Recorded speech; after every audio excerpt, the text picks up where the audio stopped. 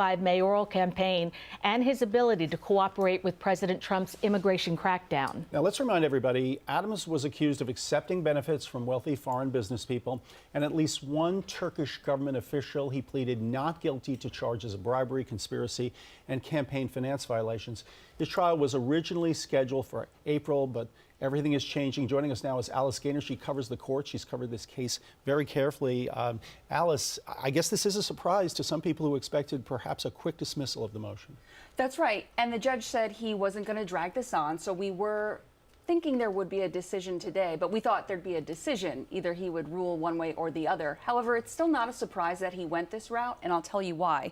Because in court during the hearing the other day, the very last section of court, he was asking Emil Bovee, that's the U.S. Deputy Attorney General, as well as Mayor Adams' attorney, Alex Spiro, how they felt about the judge bringing in and listening to any sort of friends of the court arguing for, keeping this case going, as opposed to he was just hearing from one side the other day at the hearing. And he was pointing out, so the Supreme Court, when there's no one to defend the other side, they will hear from someone else to make sure they're considering it all. So he said he was going to think about whether he was going to allow for someone else to come in and argue for that side of things, to say this case should continue. You should not dismiss it. So that's not surprising. He did ask the attorneys what they thought of that. Alex Spiro, of course, they didn't want that. He thought that an outside party could have political motivations. Emil Bovee thought the motion should be resolved as soon as possible. He didn't think this was a case where any of that would help. They really wanted this done as soon as possible. But this is just on hold for the moment while he figures out how to proceed with the motion itself. And then now it moves to Paul Clement to look into it. And he's that lawyer we were talking about, who's Solicitor General. Former Solicitor General of the United States. He's argued over 100 cases before the U.S. Supreme Court. He was under George W. Bush, considered a conservative. Right. And so perhaps the message from Judge Dale Ho, who was appointed by President Biden, is, you know what, we're trying not to make this political. But Alice, as you know, covering this case, so much of it has been politics. That's right. And I do want to point out, in the judges, we have his order right here. He said, normally courts are aided in their decision making through our system of adversarial testing, which can be particularly helpful in cases presenting unusual fact patterns or in cases of great public importance. This, of course, of great public importance. We're talking about the mayor of New York City. And it's important to point out that they're going to have a date of March 7th, I believe, to file their briefs by. There may be oral arguments. That would be March 14th. So we may not know what the judge is going to decide on this until well into March. We thought maybe we'd have an answer by now, but this won't be resolved until mid-March, at least. I mean, it seems like every day something different happening. Right. Can get very confusing. So what happens next, and when does the mayor need to appear, that sort of thing? That's right. So the mayor, actually, he noted in here, because the parties, made such a big deal, in particular, Adams' attorney, Alex Spiro, said this is a huge burden on his client because he is the mayor. There's court dates. There's a lot of evidence and discovery in this case. And so Emil Bovee, again, the U.S. Deputy Attorney General, was saying, this is a matter of public safety. This is standing in the way of him doing his job and carrying out the orders with this immigration enforcement. So keeping all of that in mind, the judge said, okay, he has a right to be here for any future appearances, regarding this particular motion, but he doesn't have to be. So if he does call them back in for oral arguments on March 14th, the mayor wouldn't have to be there if he so chooses not to be. And this is all getting bumped up against the Democratic primary for mayor, which is in June, and which Mayor Adams says he will be running. But the real question, I don't think any of us have the answer, is what happens if, assuming down the road, Judge Ho says, okay, I'm not going to dismiss these charges because he can't prosecute the case himself. And I just don't think we have the answer to that, right? Not yet. And again, this trial was supposed to begin April 21st. Right. So, right now that's, of course, indefinitely on hold for the moment. So we'll just take it one step at a time. And a lot of steps in this case. A lot of steps, and a lot of critics have said the mayor would not be able to carry out his job because of all the pressures on him. The mayor has said that's absolutely true. We should point out the mayor says he believes these charges are politically motivated, and he believes that by acting there was no so-called quid pro quo. That was such a key to this whole argument debate just a few days ago. And he was sworn in, Mayor Adams, during the hearing the other day, and the judge said first he wanted to determined whether he was competent, and he asked him a bunch of questions. Is your mind clear? And then he asked him, in consenting to this motion to dismiss without prejudice, meaning the case could be brought again if it were to be dismissed, were you promised anything? And the mayor said no under oath. So Deputy Attorney General Emil Bovee said, well, they're undisputed on record. There's no quid pro quo in this case, but we know that former U.S. acting attorney, U.S. attorney in the Southern District of New York, Danielle Sassoon, said in her memo to Attorney General Pam Bondi that there was, she believed what amounted to a quid pro quo when it comes to this motion to dismiss. Just when you thought the case was wrapping up. No, it's And we'll see what Governor Hochul does, because she's been Yeah. waiting to see what the decision would be on this. So now this gets delayed. All right, Yes, Alice thank Gainer, you. Thank Thank you. you. So much. We want to take a moment to say goodbye to our broadcast audience. We're going to continue our coverage on our stream channel, CBS News New York. And we'll have the latest details later on CBS News New York at 5 and 6. We return you now to regular programming. This has been breaking news.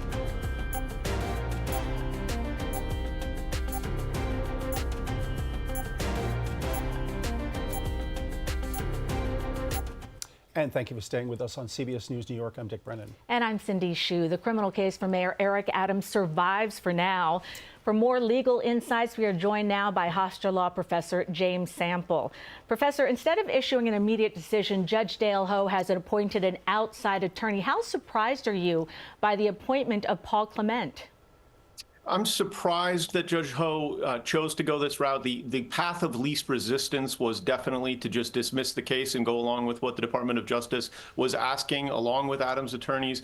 They were all asking the same thing, but in a sense, that's actually the reason for the request, which is to say that Judge Ho recognizes that the normal test, the crucible of evidence and fact-finding and arguments on the law is the adversarial process. Article 3, he's an Article 3 federal judge, defines a jurisdiction based on cases or controversies. And one of the core tenets of a case or controversy is that it's tested through the adversarial process. And I think to Alice's point earlier in the live segment there, Emil Bovee, during the argument on Wednesday, along with Alex Spiro, they were on the exact same page. And Judge Dale Ho was essentially saying, are there other perspectives here? And there was a sort of colloquy about whether or not to bring in outside perspectives through an amicus curiae, a friend of the court. And I think that taking such a hard line against that might ultimately have redounded to the detriment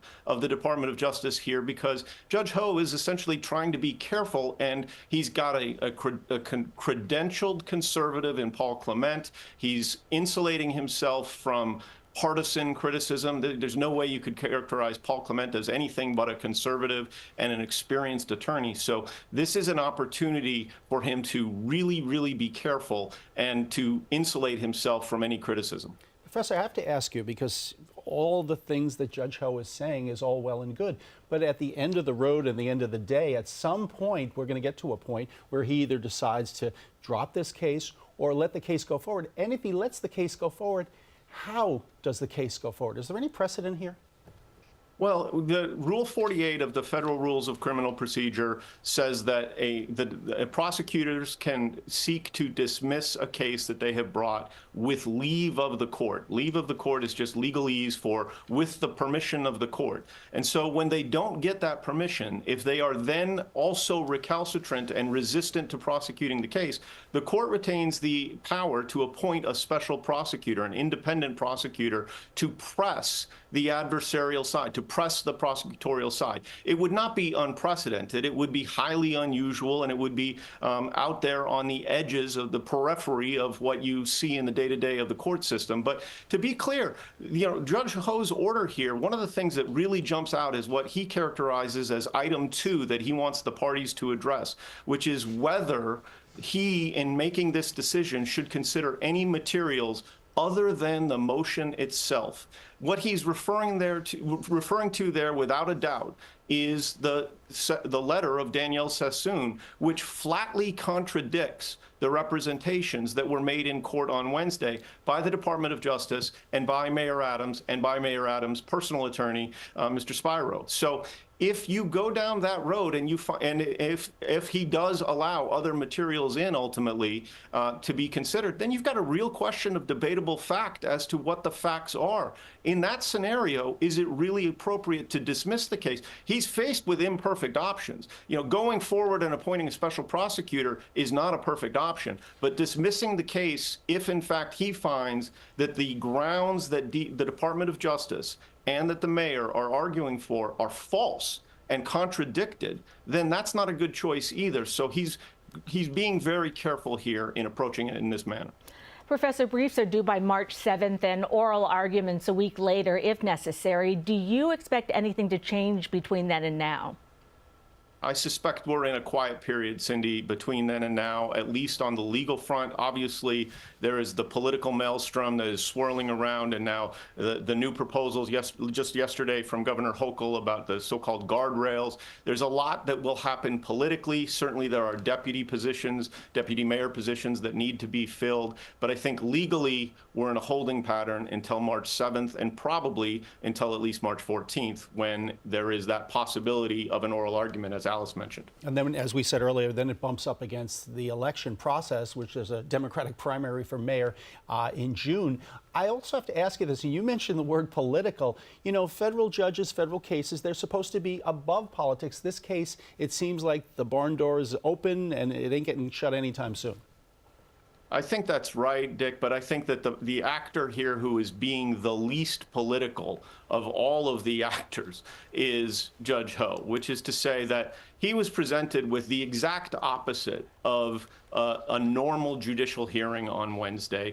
Both sides were on the exact same side, but he was aware, because he's an informed citizen who reads the news, he was aware that there is a counter narrative that was not being presented, and he is aware, as we all are, of the public interest and the scope of and import of this case. I mean, this is the mayor of New York City, and it is arguably, or at least allegedly, if you take the Sassoon letter seriously, being dismissed expressly for political reasons. So I think Judge Ho not putting a dismissal on the fast track is an apolitical decision in what is a very political case. And Alice Gaynor is here. Alice, you've been listening to all this conversation. What's your reaction? Well, James, you're wonderful, and you make it so easy for us to understand. Thank you so much.